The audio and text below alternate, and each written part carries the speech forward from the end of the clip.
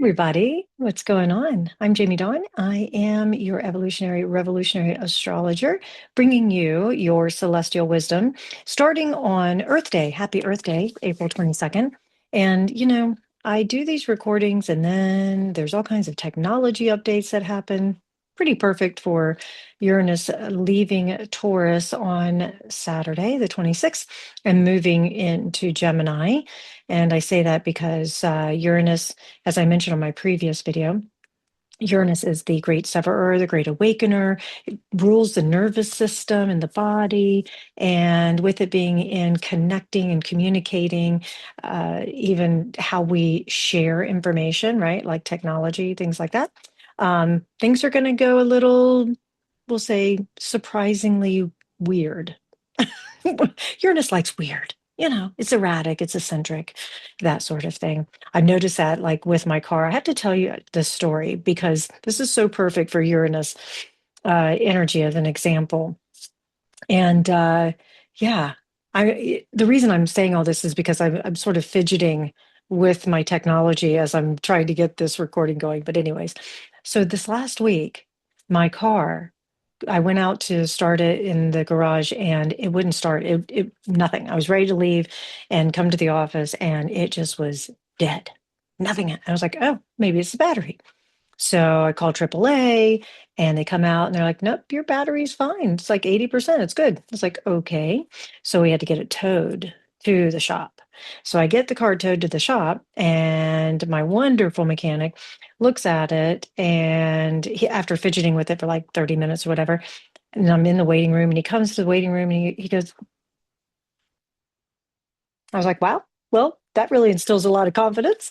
And he said, I couldn't tell you what happened. He goes, I've never seen anything like it, never dealt with anything like it. He said, all I did was disconnect the battery and reconnect it, and everything seems to be working just fine.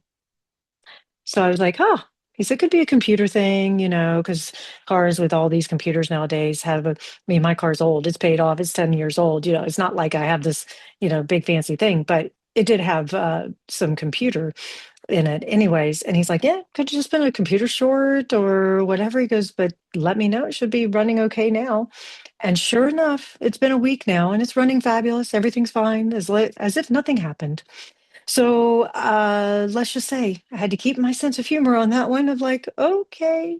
I was talking to somebody earlier today about how the more that I have these little incidences, the more it teaches me to keep my sense of humor. And I talk about that a lot, keeping our sense of humor, being willing to just go with the flow, not taking ourselves and life too seriously. Well, the universe has a lovely way of making sure that I practice what I preach, right? So there you go. That's just one example. And I know a few of you have some other examples similarly. Also, don't worry too much if you felt a little bit, we'll say, overheated, or you feel as though things are a little moodier than usual. Maybe the energy just feels wacky. I know some of you, like myself, report in that you wake up from your dream state, you wake up in the morning, and you're just like the intensity of the emotions, maybe it feels unstable, the instability that shows up. And what it's doing is it's inviting us to look in our little toolkit, because many of us have several tools, and say, okay, what serves me today for this tool? And so one of the tools I love is Ho'oponopono. And so I will use that tool every morning before I get out of bed to kind of release the energy of the dream state and move into my waking state. And hopefully not carry over anything that doesn't serve, right? So that's kind of what we're working with, and that's what I encourage you to do. And part of the reason why I wanted to record the video now, we don't have, other than Uranus and Gemini, which I've already talked about, and I am going to actually do a write-up, not using AI, but a write-up on Uranus and Gemini by the signs, and I'll post it to social media, that sort of thing. So Yeah, I will offer that to you. So I'm not going to go too deep into that on this video, but what I will offer to you is that now we've got the sun in Taurus, and in a week and a half, the Mercury will move out of Aries and into Taurus, and we'll get a feeling, hopefully a little bit more feeling of stability. But keep in mind that life is going to continue to ebb and flow, and we're being asked to just really pay attention to how we keep meeting it, how we respond versus react, things like that. And I would say that, besides the Uranus transit, that's the big ingress and the big move, we also have Venus moving out of Taurus as well. That happens just before Uranus into the sign of Gemini. And so I'll touch on that for just a minute because we talk about the feminine energy, and Venus is a beautiful representation of the feminine, the moon and Venus. And Venus has to do, of course, with love and beauty, harmony, relationships, what we value. And you layer that onto a sign like Gemini. So it may be that what we value most is a little bit of this, a little bit of that, things in small doses, intellectually stimulating conversations, mental acuity. We may find ourselves really attracted to something new to learn. So if you feel a little stagnant and you're like, I feel like I haven't done much of anything, I need to do something or I need to learn something. Venus and Gemini has a wonderful way of supporting that. It also helps us to value our friendships a little bit more or connections that we have. We may be evaluating, especially with Uranus in there. Uranus may sever some connections in order to bring us into some new ones that don't have a lot of depth. Maybe we don't need depth right now. Maybe we need a break from too much depth and into that space of like light and fun and flirty and that sort of thing. I'll offer this too is that I would imagine for those of you who are single and you're looking for love and you're looking really to connect with maybe your tribe, some like minded individuals, the Venus in Gemini energy can certainly support that. And then bring Uranus in there. You get these sudden ideas and ahas and connections that may drop in. And that's another added support. So, um, all I can say is keep getting back on the horse. Keep getting back on that saddle and trying again. If you get bucked off, then keep coming back to okay, one more time, dust yourself off, and but don't jump back on too quickly, because too often we don't take enough time for reflection and then we miss some good learning points. So that's another thing about Venus and Gemini that will also help us, is a good reminder of just some reflection points and taking our time to do that. With the Taurus energy, that certainly can help because Taurus, as we know, is very methodical. It's very deliberate with its energy. What energizes it most is to build something over time and test some things out, to put a good plan in place.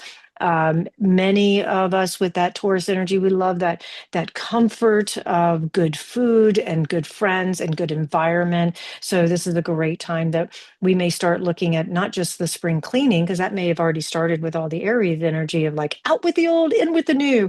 Well, buying that new wardrobe or starting that new diet or finding a way that really honors the sensual side of ourselves. And I don't mean sexuality, I mean the senses, right? Our six senses.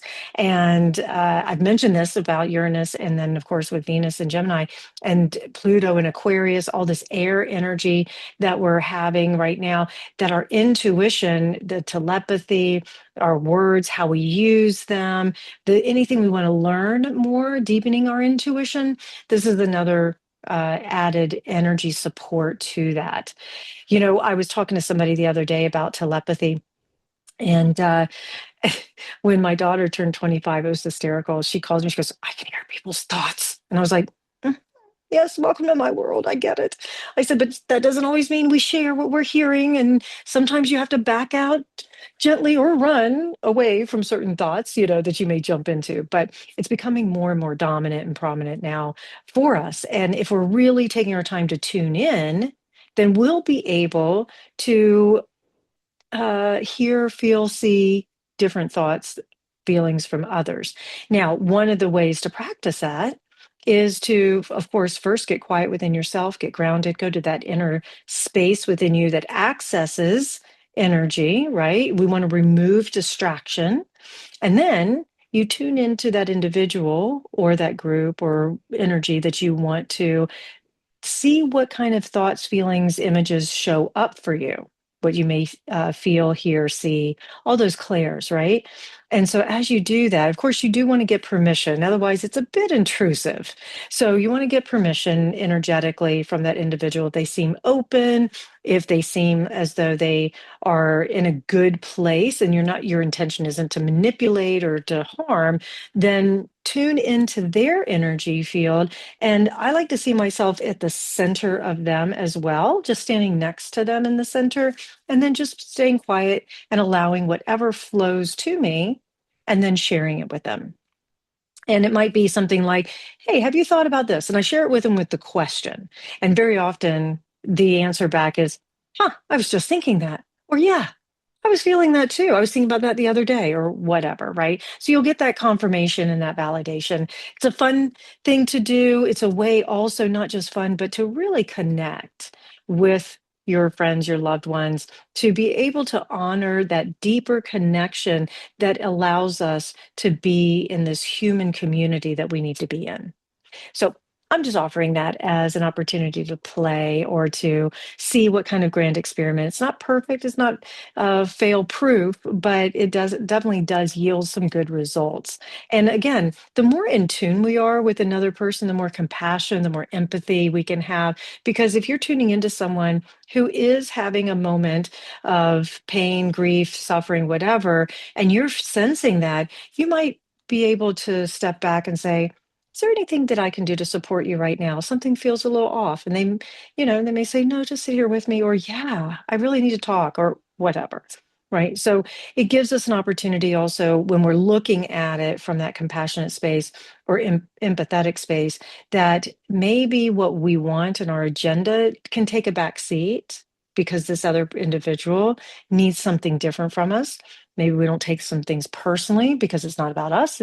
They're obviously in a pain body at the moment, whatever. So trust yourself, trust your judgment, ask questions, play with it, see what happens for you. And enjoy the next few days. I feel like the energy is going to give you some confirmations of that, hey, you've asked the right questions, you've stayed true to yourself.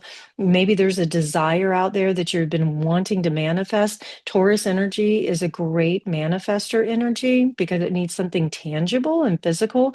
So yeah, I would say that if you truly are wanting to manifest, remember that our thoughts are the clothing we wrap around or excuse me, the words are the clothing we wrap around our thoughts, and our thoughts can manifest into form when we spend enough time, energy, and attention, because where attention goes, energy flows. So don't give up on your desires. Work with not being too overly attached to how they show up, but energize them with your thoughts, energize them with your energy, see what happens, and let me know. Come find me at one2listen, jamiedawn.com. Look forward to connecting with you. And like I say, have a look out for on my social media for the Uranus in Gemini by sign and how it may affect your sign. Remember, always look for your sun, moon, and rising sign first. Those are your three personal signs. And that gives you a more complete picture of how this Uranus and Gemini energy can affect you.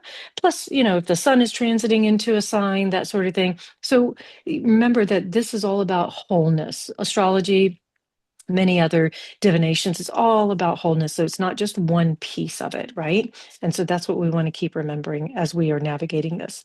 All right, you guys, please like, subscribe, share, comment, come find me. And I look forward to hearing how the next few days, weeks go for you. Have a wonderful weekend. Happy Earth Day again. Take care.